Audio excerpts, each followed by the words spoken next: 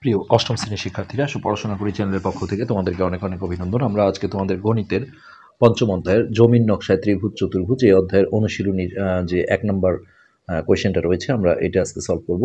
তো এখানে বলা হয়েছে চিত্র কয়ে, এটা চিত্র ক, প্রদত্ত আকৃতি পরিমাপের ক্ষেত্রে কিভাবে সমকোণী ত্রিভুজের বৈশিষ্ট্য ব্যবহার করবে সমস্যাটি সমাধান করো এবং পিথাগোরাসের উপপাদ্য কিভাবে সাহায্য করলো যুক্তি দাও। তো এখানে দেখো এই যে এডি বাহু, যেটা এডি বাহুর মান দেওয়া ছিল 12 সেন্টিমিটার, আর এখানে এবি বাহুর দৈর্ঘ্য দেওয়া আছে 37 সেন্টিমিটার, আবার এসি বাহুর মাপটাও একই 37। এখান থেকে আমাদের বিসি বাহুর দৈর্ঘ্য চাওয়া হয়েছে। তো বিষয়টা এমন যে এটা আসলে এডি বাহুটা দেখা যাচ্ছে যে বিসি এর উপর লম্ব। তো সেক্ষেত্রে এটা লম্ব হওয়ার কারণে এটা হচ্ছে যে আমাদের এই এবিডি ত্রিভুজ এবং এই এসিডি ত্রিভুজ দুটোই হচ্ছে সমকোণী ত্রিভুজ। কেননা আমরা জানি যে সমকোণী ত্রিভুজের একটা কোণ এক সমকোণ হয়। এখানে যেহেতু এই যে এই কোণটা এক সমকোণ, তো সেক্ষেত্রে এই এবিডিও যেমন একটা সমকোণী ত্রিভুজ, ঠিক একইভাবে এসিডিও একটা সমকোণী ত্রিভুজ। তো এটা ছবিটা আমরা এখানে এঁকে নিচ্ছি, তোমরা পেন্সিল দিয়ে আঁকবে, আমরা আসলে ভিডিওতে যাতে ভালো দেখা যায় সেই জন্য পেন ইউজ করছি। তো এখানে অরিজিনালি আসলে 37 সেন্টিমিটার যে বাহুগুলো দেওয়া আছে এটা আঁকা সম্ভব না, তোমরা জানো, এটা আনুমানিক একটা চিত্র জাস্ট। এইটা হচ্ছে আমাদের বিসি বাহুটা। আর এইদিকে এবি আর এসি বাহুটা যেহেতু সমান বলা আছে, তো মোটামুটি চেষ্টা করবে যেন সমান হয়। তো অ্যাকুরেট না হলেও কোনো এখানে সমস্যা নেই। এইটা কারণ আমরা যখন কোনো কিছু প্রমাণ করি তখন চিত্রটা আসলে এসেনশিয়াল না, যুক্তি দিয়ে প্রমাণ করাটাই জরুরি। তো এখানে হচ্ছে এ, এটা ছিল বি, আর এটা হলো সি, আর এডিটা হচ্ছে একটা লম্ব। এই লম্বটা আসলে বলে দেওয়া নাই, এটা উচিত ছিল বলে দেওয়া, অথবা এই যে এইভাবে যদি বক্স করে দিত তাহলে আমরা কিন্তু সমকোণ বুঝতাম। যেহেতু এখানে পিথাগোরাসের উপপাদ্যের কথা বলা হয়েছে, তারপরে সমকোণী ত্রিভুজের বৈশিষ্ট্যের কথা বলা হয়েছে কোশ্চেনে, যার কারণে এটা বুঝতে হবে যেটা আসলে লম্ব। তাহলে এই এবির মান ছিল 37 সেন্টিমিটার, আবার এদিকে এসির মানও হচ্ছে 37 সিএম, আর এডির মান দেওয়া ছিল 12 সেন্টিমিটার। এখান থেকে আমাদের বিসির মানটা চাওয়া হয়েছে। তো প্রথমে আমরা যেটা বলবো, এখানে আসলে বলা হয়েছে যে কি বলে সমকোণী ত্রিভুজের বৈশিষ্ট্য ব্যবহার করবে কিভাবে, তারপরে পিথাগোরাসের উপপাদ্য কিভাবে তোমাকে সাহায্য করলো, এই কথাগুলো যেহেতু বলা হয়েছে, তো সেই কথাগুলোর আসলে একটু উত্তরও দিতে হবে। তো আমরা এইভাবে লিখি যে চিত্রে এডি কমা বিসি এর উপর লম্ব, তার মানে এই পাশের কোণটা এবং এই কোণটা দুটোই হচ্ছে এক সমকোণ। তো এটা দেখো এইভাবে সাংকেতিকভাবেও দেওয়া যায়, এডি এইভাবে লম্ব চিহ্ন দিয়ে বিসি এইভাবেও তোমরা লিখতে পারো। তাই এই যে এবিডি ত্রিভুজটা, দুই পাশে যে দুইটা ত্রিভুজ আছে, ত্রিভুজ এবিডি, ত্রিভুজের নামে কোনো সমস্যা না, তিনটে অক্ষর আসলেই হলো, কোনটা আগে দিলে পরে দিলে এটাতে যায় আসে না। আর এই পাশে হচ্ছে এসিডি, ত্রিভুজ এসিডি দুটোই হচ্ছে যে সমকোণী ত্রিভুজ। কেননা সমকোণী ত্রিভুজের সংজ্ঞায় হচ্ছে বলা হচ্ছে যে যে ত্রিভুজের একটা কোণ এক সমকোণ হয়, একটার বেশি কখনো এক সমকোণ বা 90 ডিগ্রি হতে পারে না, যেহেতু তিন কোণের সমষ্টি 180 হতে হয়। তো দুইটা যদি 90 করে হয় তাহলে দুইটা নিয়ে কিন্তু 180 হয়ে যাবে, আর একটা কোণের তাহলে কি হবে, 0 ডিগ্রি তো আর কোণ হয় না। এই জন্য একটা কোণ, অর্থাৎ এই যে এই কোণটা এই ত্রিভুজের এক সমকোণ, আবার এই এসিডি ত্রিভুজের ক্ষেত্রে এই কোণটা এক সমকোণ, যেহেতু এটা লম্ব। এই কারণে এই দুইটা ত্রিভুজই হচ্ছে সমকোণী ত্রিভুজ। তো আমরা এখন এই কথাটা বলতে পারি, কিভাবে গুছিয়ে বললে ভালো হয় আমরা দেখি। হচ্ছে তো এক্ষেত্রে সমকোণী ত্রিভুজ সম্পর্কে পিথাগোরাস যে হচ্ছে যে উপপাদ্যটা দিয়েছিলেন, সমকোণী ত্রিভুজ সম্পর্কে পিথাগোরাসের, এটা গণিতবিদের নাম, পিথাগোরাসের উপপাদ্য ব্যবহার করে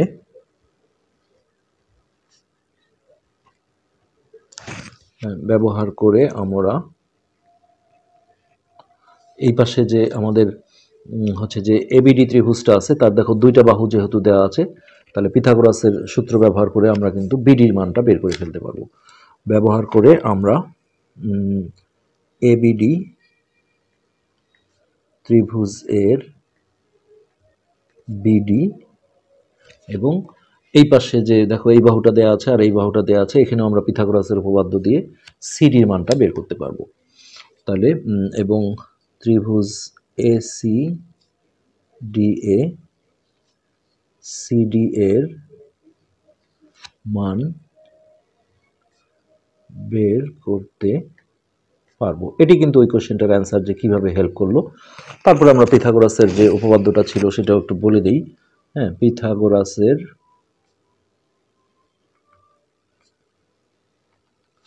উপপাদ্য মানে থিওরি, উপপাদ্য হলো, তো উনি যেটা বলছিলেন যে অতিভুজের উপর যদি স্কোয়ার করা হয় তো এই সমকোণের যে বিপরীত বাহুটা থাকে, দেখো এবি বাহুটা হচ্ছে এই কোণটার বিপরীত বাহু, কেননা এই কোণের সাথে এই বাহুটার কোনো টাচ নেই। তো এই সমকোণের বিপরীত বাহুটাকে বলা হয় অতিভুজ। তো এবিডি ত্রিভুজের ক্ষেত্রে এবি অতিভুজ, আর এসিডি ত্রিভুজের ক্ষেত্রে এই সমকোণের বিপরীত বাহু এসি, তাহলে এসি হচ্ছে অতিভুজ। তাহলে এই পিথাগোরাসের উপপাদ্যে যেটা বলা হয়েছিল যে সমকোণী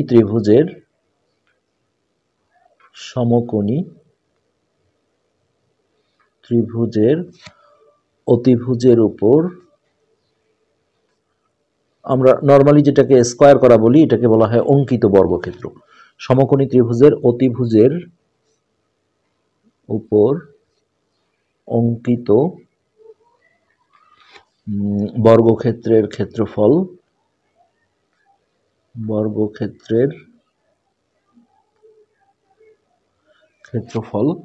অপর দুই বাহুর উপর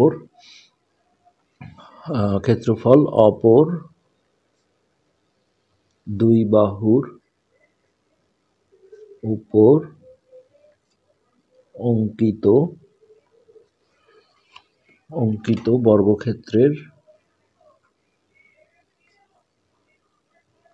বর্গক্ষেত্রের ক্ষেত্রফলের সমষ্টির সমান। আসলে বাংলায় ঝামেলা বেশি, আমরা যখন ম্যাথমেটিক্যাল ভাবে দেব তখন এত ঝামেলা হবে না। তাহলে সমকোণী ত্রিভুজের অতিভুজের উপর অঙ্কিত বর্গক্ষেত্রের ক্ষেত্রফল অপর দুই বাহুর উপর অঙ্কিত বর্গক্ষেত্রের ক্ষেত্রফলের সমষ্টির সমান। তো অতএব দেখো এখন আমরা যেটা করব সেটা হচ্ছে এবিডি ত্রিভুজে অতিভুজ, তো এই যে এই পাশের ত্রিভুজটা এবিডি এর অতিভুজ হচ্ছে এবি। তাহলে আমরা এই থিওরিটা খাটাবো যে সমকোণী ত্রিভুজের অতিভুজের উপর অঙ্কিত বর্গক্ষেত্রের ক্ষেত্রফল। তোমরা জানো বর্গক্ষেত্রের ক্ষেত্রফল মানে হচ্ছে বাহুর দৈর্ঘ্যের উপর স্কয়ার। অর্থাৎ এই যে এবির উপর যদি আমরা একটা অঙ্কিত বর্গক্ষেত্র আঁকি এখানে, তাহলে তার এই বাহুর উপর স্কয়ার, অর্থাৎ সরাসরি স্কয়ার আর কি। তাহলে এই অতিভুজের উপর স্কয়ার দিলে এটা অপর যে দুইটা বাহু থাকলো এডি আর বিডি তাদের স্কয়ারের যোগফলের সমান হবে। তো অর্থাৎ যে কোনো একটা আগে লেখা যাবে, যেহেতু এটা যোগ এডি স্কয়ার প্লাস বিডি স্কয়ার। তো আমরা এখান থেকে দেখো বিডির মান কিন্তু জানি না, এই মানটা বের করব। তার আগে আমরা মানগুলো বসিয়ে দিই। এবির মান হচ্ছে 37, তার উপর স্কয়ার সমান এডির মান দেওয়া আছে 12, তার উপর স্কয়ার, আর বিডি স্কয়ারের মান আমরা জানি না। তো এইখান থেকে দেখো আমরা 37 যদি স্কয়ার করে নিই তাহলে এটা হবে 1369,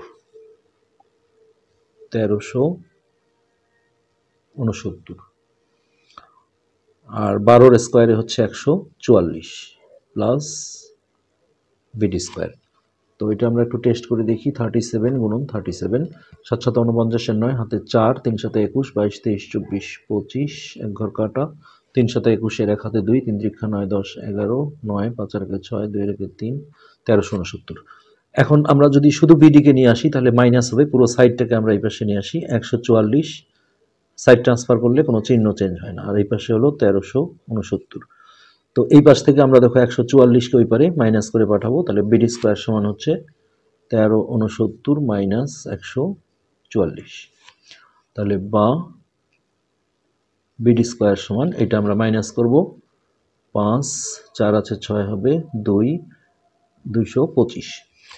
তো তো এই 225 স্কোয়ারটা এই পাশে গেলে রুট ওভার হয়ে যাবে, অর্থাৎ বিডি সমান হচ্ছে রুট ওভার 225। তোমরা ক্যালকুলেটারে বর্গমূল চাপ দিলে এটা চলে আসবে, হচ্ছে এটা কত 225।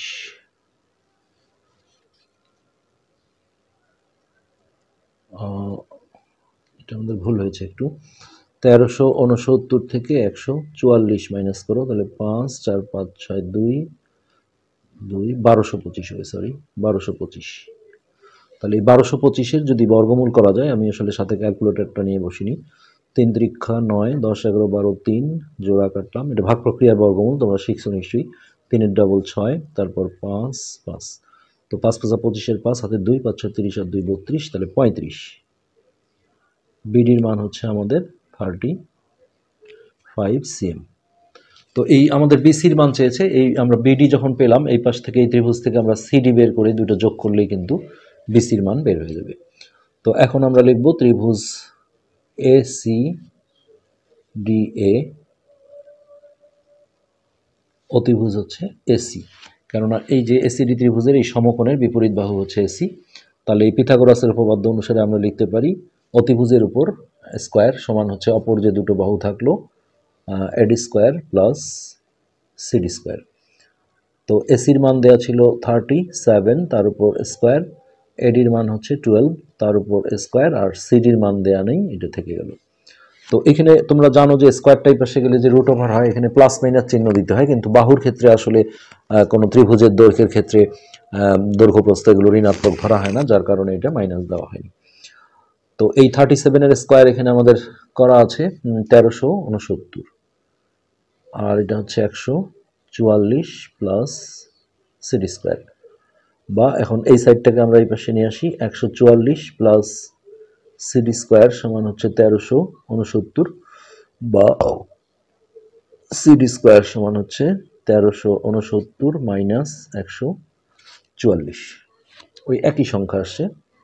সো সিডি স্কোয়ার সমান আসছে 1225।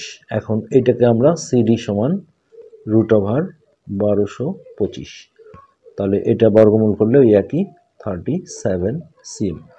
তো এই দুটো আমরা যোগ করে দিলেই হ্যাঁ আমরা বিসির মান পেয়ে যাব। অতএব বিসি সমান হচ্ছে বিডি প্লাস সিডি, অর্থাৎ 35 প্লাস 35 সিএম, তাহলে 70 সিএম, এটি কিন্তু অ্যান্সার।